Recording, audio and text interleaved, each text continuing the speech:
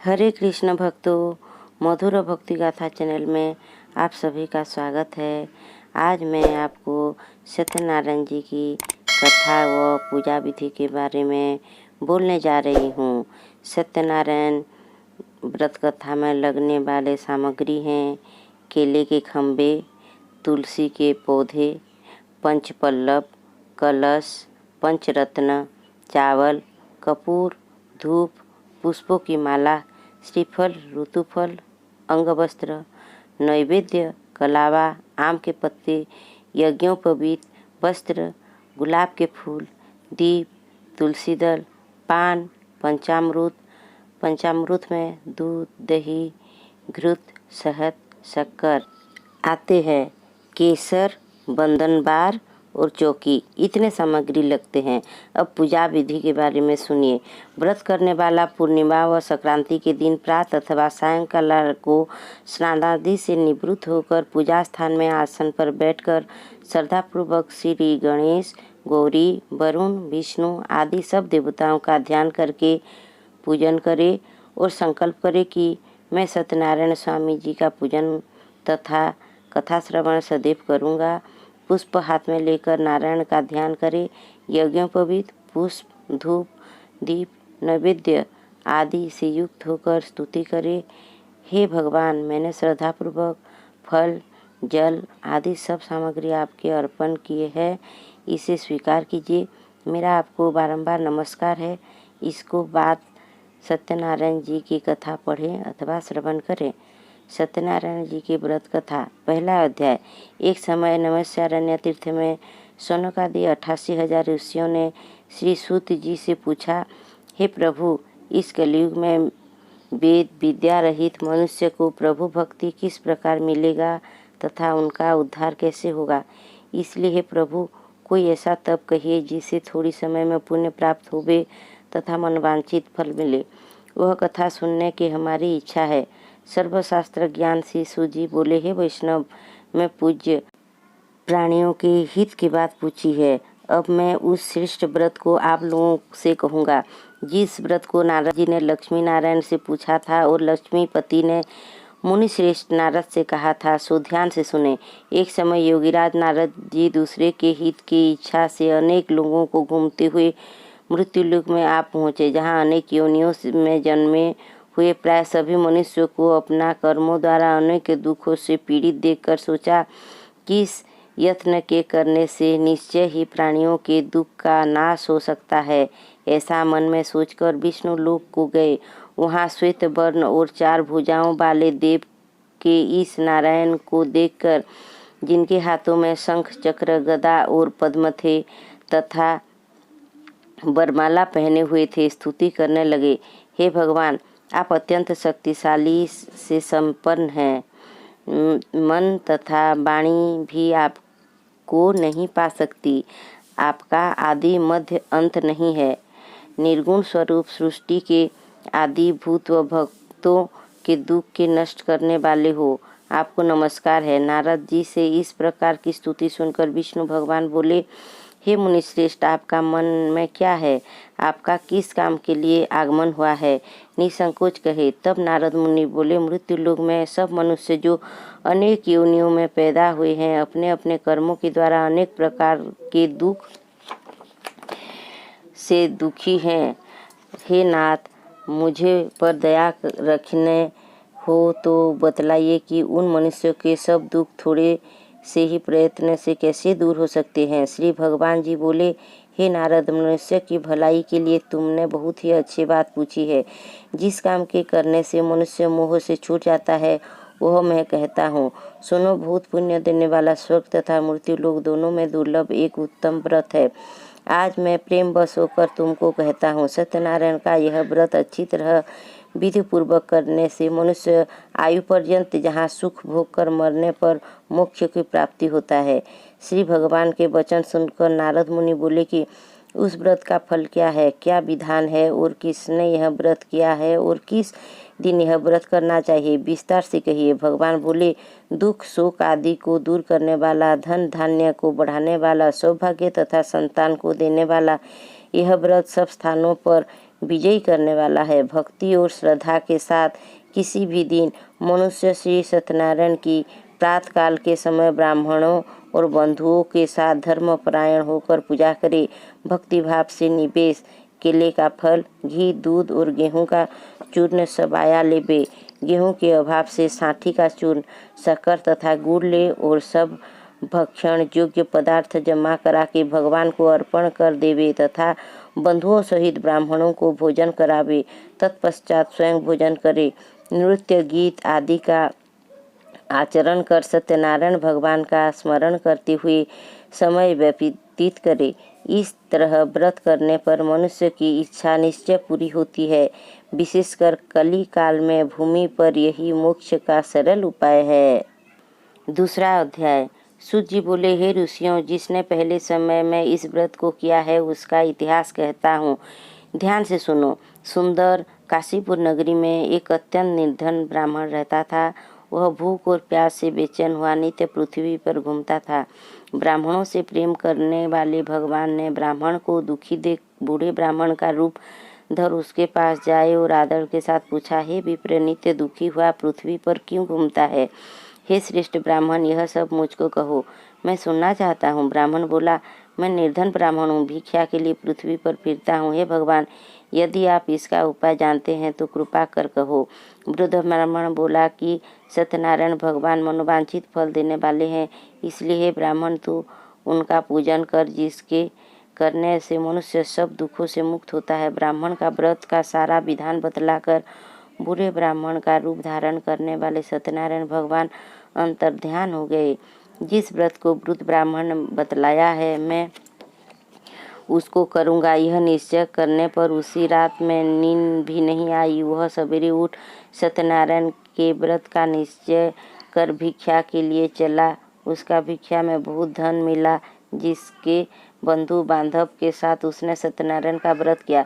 इसके करने से बहु ब्राह्मण सब दुखों से छुटकारा पाया, अनेक प्रकार की संपत्तियों से युक्त हुआ। उस समय से वह ब्राह्मण हर मास व्रत करने लगा। इस तरह सत्यनारायण भगवान के व्रत को जो करेगा वह मनुष्य सब दुखों से छूट जाएगा। इस तरह नारद जी से नारायण का कहा हुआ यह व्रत मैंने तुमसे कहा। हे विप्र, मैं अब और क्या कहूँ? ऋषि बोले, हे मुनीश्वर, संसार में इस ब्राह्मण से सुनकर किस किस ने इस व्रत को किया, हम यह सब सुनना चाहते हैं। इसके लिए हमारा मन में श्रद्धा है। सूत जी बोले, हे मुनियों, जिस जिसने इस व्रत को किया है वह सब सुनो। एक समय ब्राह्मण धन और ऐश्वर्य के अनुसार बंधु बांधवों के साथ व्रत करने को तैयार हुआ। उसी समय एक लकड़ी बेचने वाला बूढ़ा आदमी आया और बाहर लकड़ियां को रखकर ब्राह्मण के मकान में गया। प्यास से दुखी लकड़हार उनको व्रत के बारे में पूछा और ब्राह्मण ने सब बता दिया। ब्राह्मण ने कहा, सब मनोकामनाओं का पूरा करने वाला है यह सत्यनारायण भगवान का व्रत। आप भी करो, आप भी संपत्ति वाला हो जाओगे।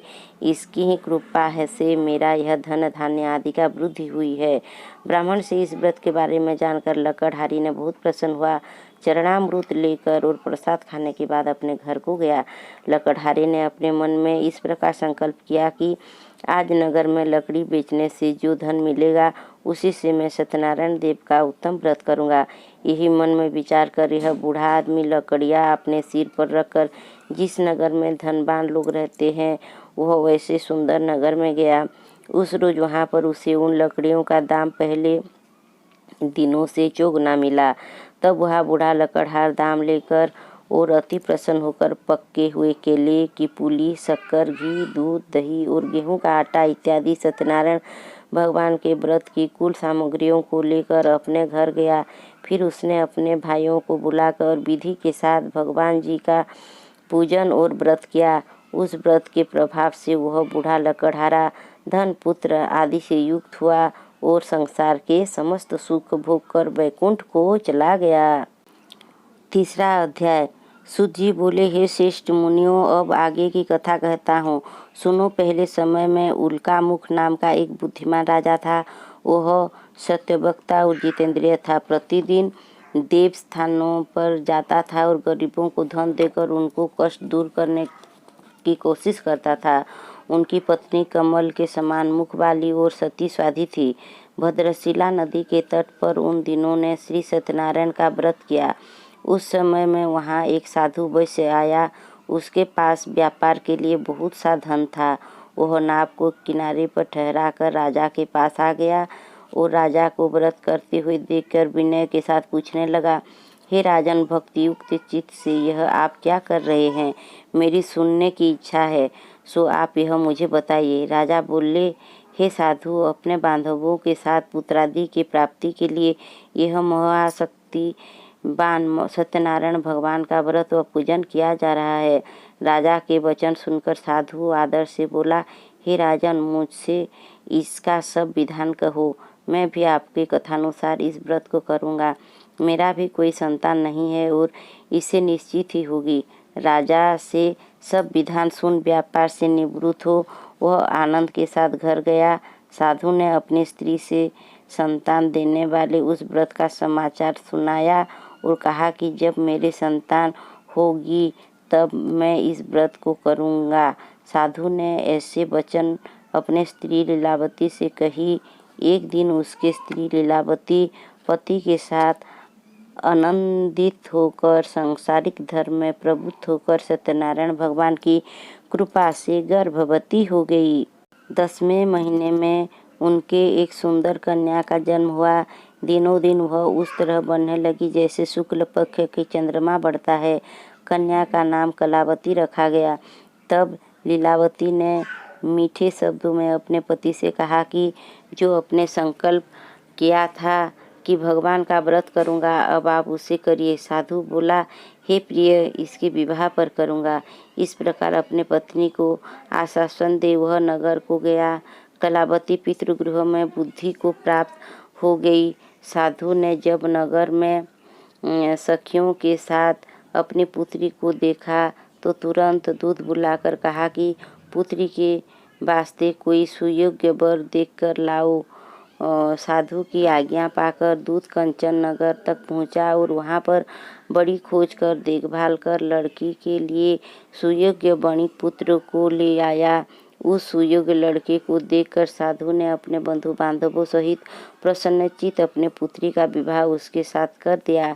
किंतु दुर्भाग्य से विवाह के समय भी उस व्रत को करना भूल गया। तब श्री भगवान क्रोधित हो गए और श्राप दिया कि तुम्हें दारुण दुख प्राप्त होगा। उसके कार्य में कुशल साधु बनिया जमाता सहित समुद्र के समीप स्थित रतनपुर नगरी में गया और वहां दोनों ससुर जमाई चंद्रकेतु राजा के उस नगर में व्यापार करने लगे। एक रोज भगवान सत्यनारायण की माया से प्रेरित होकर चोर राजा का धन चुराकर भागा जा रहा था, किंतु राजा के दूतों के आता देख चोर ने घबराकर भागते हुए राजा के धन को वह चुपचाप रख दिया जहाँ वो ससुर जमाई ठहरे हुए थे। जब दूतों ने उस साधु वैश्य के पास राजा का धन को रख देखा तो वो दोनों को बांध कर ले गया और प्रसन्नता से दौड़ते हुए राजा के समीप जाकर बोला, यह दो चोर हम पकड़ कर लाए हैं, कृपया आज्ञा दे। तब राजा की आज्ञा से उसको कठोर कारावास में डाल दिया और उसका सब धन छीन लिया। सत्यनारायण भगवान के श्राप द्वारा उनकी पत्नी भी घर पर बहुत दुखी हुई और घर पर जो धन रखा था चोर चुरा कर ले गए। शारीरिक व मानसिक पीड़ा तथा भूख प्यास से अति दुखित होकर अन्न की चिंता में कलावती एक ब्राह्मण के घर गई। वहां उसने सत्यनारायण भगवान का व्रत होते देख फिर कथा सुनी तथा प्रसाद ग्रहण कर रात को घर आई। माता ने कलावती से कहा, हे पुत्री, अब तक कहीं रही व तेरे मन में क्या है? कलावती बोली, हे माता, एक ब्राह्मण के घर श्री सत्यनारायण भगवान का व्रत देखा है।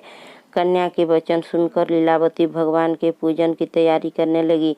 लीलावती ने परिवार और बंधुओं सहित श्री सत्यनारायण भगवान का पूजन किया और वर मांगा कि मेरे पति और दामाद शीघ्र आ जावे। साथ ही प्रार्थना की, हम सबका अपराध क्षमा करो। सत्यनारायण भगवान इस व्रत से संतुष्ट हो गए और राजा चंद्रकेतु को स्वप्न में दर्शन देकर कहा, हे राजन, दोनों वैश्यों को प्रात ही छोड़ दो और उनका सब धन जो तुमने ग्रहण किया है दे दो, नहीं तो मैं तेरा धन, राज्य, पुत्रादि सब नष्ट कर दूंगा। राजा से ऐसे वचन कहकर भगवान अंतर्ध्यान हो गए। प्रातःकाल राजा चंद्रकेतु ने सभी मैं अपने स्वप्न सुनाया। फिर दोनों वणिकों पुत्रों को कैद से मुक्त कर सभा में बुलाया। दोनों ने आते ही राजा को नमस्कार किया। राजा मीठे वचनों से बोला, हे महानुभावों, भाभी बस ऐसा कठिन दुख प्राप्त हुआ है, अब तुम्हें कोई भय नहीं। ऐसा कहकर राजा ने उनको नए नए वस्त्राभूषण पहनाया तथा उनका जितना धन लिया था उससे दुगना धन देकर आदर से ही विदा किया। दोनों वैश्य अपने घर को चले दिए। चौथा अध्याय। सूत जी बोले, वैश्य ने मंगलचार करके यात्रा आरंभ की और अपने नगर को चला। उनके थोड़े दूर निकलने पर दंडी बीजधारी श्री सत्यनारायण ने उनसे पूछा, हे साधु, तेरे नाम में क्या है? अभिमानी बणिक हंसता हुआ बोला, हे दंडी, आप क्यों पूछते हो? क्या धन लेने की इच्छा है? मेरे नाम में तो बेल और पत्ते भरे हुए हैं। वैश्य के कठोर वचन सुनकर भगवान ने कहा, तुम्हारा वचन सत्य हो। दंडी ऐसा कहकर वहां से दूर चले गए और कुछ दूर जाकर समुद्र के किनारे बैठ गए। दंडी के जाने पर वैश्य ने नित्य क्रिया करने के बाद नाव की ऊंची उठी देखकर अचंभा किया और नाव में बेल पत्ते आदि देखकर मूर्छित हो जमीन पर गिर पड़ा। फिर मूर्छा खुलने पर अत्यंत शोक प्रकट करने लगा। तब उसका दामाद बोला, आप शोक न करें, यह दंडी का श्राप है, अतः उनके शरण में चलना चाहिए, तभी हमारी मनोकामना पूरी होगी। दामाद के वचन सुनकर साधु बणिक दंडी के पास पहुंचा और अत्यंत भक्ति भाव से नमस्कार करके बोला, हे भगवान, आपकी माया से मोहित ब्रह्मा आदि भी आपके रूप को नहीं जानते, तब मैं अज्ञानी कैसे जान सकता हूँ। आप प्रसन्न होइए, मैं सामर्थ्य के अनुसार आपकी पूजा करूँगा। मेरी रक्षा करो और पहले के समान मेरी नौका में धन भर दो। उसके भक्ति युक्त वचन सुनकर भगवान प्रसन्न होकर उसके इच्छा अनुसार वर देकर अंतर्ध्यान हो गए। तब उन्होंने नाव पर आकर देखा कि नाव धन से परिपूर्ण है। फिर वह भगवान सत्यनारायण का पूजन कर साथियों सहित अपने नगर को चला। जब अपने नगर के निकट पहुंचा तब दूत को घर भेजा। दूत ने साधु के घर जा उसकी स्त्रियों को नमस्कार कर कहा, साधु अपने दामाद सहित इस नगर के समीप आ गए हैं। ऐसे वचन सुन साधु की स्त्री ने बड़े हर्ष के साथ सत्यदेव की पूजन कर पुत्री से कहा, मैं अपने पति का दर्शन को जाती हूँ, तू कार्य पूर्ण कर शीघ्र आना। माता के ऐसे वचन सुनकर कलावती प्रसाद छोड़कर पति के पास गई। प्रसाद की अवज्ञा के कारण सत्यदेव ने रुष्ट हो उसके पति को नाव सहित पानी में डुबो दिया। कलावती अपने पति को न देखकर रोती हुई जमीन पर गिर गई। इस तरह नौका को डूबा हुआ तथा कन्या को रोता देख साधु दुखित हो बोला, हे प्रभु, मुझसे या मेरे परिवार से जो भूल हुई हो उसे क्षमा करे। उसके दीन वचन सुनकर सत्यदेव प्रसन्न हो गए और आकाशवाणी हुई, हे साधु, तेरी कन्या मेरी प्रसाद को छोड़कर आई है, इसलिए इसका पति अदृश्य हुआ है। यदि वह घर जाकर प्रसाद खाकर लौटे तो इससे पति अवश्य मिलेगा। ऐसे आकाशवाणी सुनकर कलावती ने घर पहुंचकर प्रसाद खाया, फिर आकर पति के दर्शन किए। तत्पश्चात साधु ने बंधु बांधवों सहित सत्यदेव का विधि पूर्वक पूजन किया। उसी दिन से वह प्रत्येक पूर्णिमा को सत्यनारायण भगवान का पूजन एवं कथन करने लगा। फिर इस लोक का सुख भोग कर अंत में स्वर्गलोक को गया। 5वां अध्याय। सूत जी बोले, ऋषियों में और भी कथा कहता हूँ, सुनो। प्रजापालन में लीन तुंगध्वज नाम का एक राजा था। उसकी भी भगवान का प्रसाद त्याग कर बहुत दुख पाया। एक समय वन में जाकर वन्य पशुओं को मारकर बड़ के नीचे आया। वहाँ उसने ग्वालों के भक्ति भाव से बांधवों सहित सत्यनारायण जी का पूजन करते देखा। राजा देखकर भी अभिमान बस वह नहीं गया और न नमस्कार ही किया। जब ग्वालों ने भगवान का प्रसाद उसके सामने रखा तो वह प्रसाद को त्याग कर अपने सुंदर नगरी को चला। वही उसने अपना सब कुछ नष्ट हुआ पाया तो वह जान गया कि यह सब भगवान ने किया है। तब वह विश्वास कर ग्वालों के समीप गया और विधि पूर्वक पूजन कर प्रसाद खाया तो सत्यदेव की कृपा से पहले जैसा था वैसा ही हो गया। फिर दीर्घकाल तक सुख भोग कर मरने पर स्वर्गलोक को गया। जो मनुष्य इस परम दुर्लभ व्रत को करता है, भगवान की कृपा से उसे धन धान्य की प्राप्ति होती है तथा सब मनोरथ पूर्ण होकर अंत में वैकुंठ धाम को जाता है। जिन्होंने पहले इस व्रत को किया है उनके दूसरे जन्म की कथा कहता हूँ। बुद्ध शतानन ब्राह्मण ने सुदामा का जन्म लेकर मोक्ष पाया। उल्का मुख नाम का राजा दशरथ होकर वैकुंठ को प्राप्त हुआ। साधु नाम का वैश्य ने मोरध्वज बनकर अपने पुत्र को आरे से चीरकर मुख्य प्राप्त कराया। महाराज तुंगध्वज ने स्वयंभू होकर भगवान में भक्ति युक्त कर्म कर मुख्य प्राप्त किया। इति श्री सत्यनारायण व्रत कथा संपूर्ण। बोलिए सत्यनारायण भगवान की जय। मेरे चैनल के सत्यनारायण जी के कथा आपको अगर अच्छा लगे तो मेरा चैनल को लाइक, सब्सक्राइब और शेयर कीजिए और बेल आइकन को दबाइए ताकि आने वाले मेरा सब वीडियो आपको प्राप्ति हो सके। हरे कृष्ण कृष्ण कृष्ण हरे हरे, हरे राम राम राम।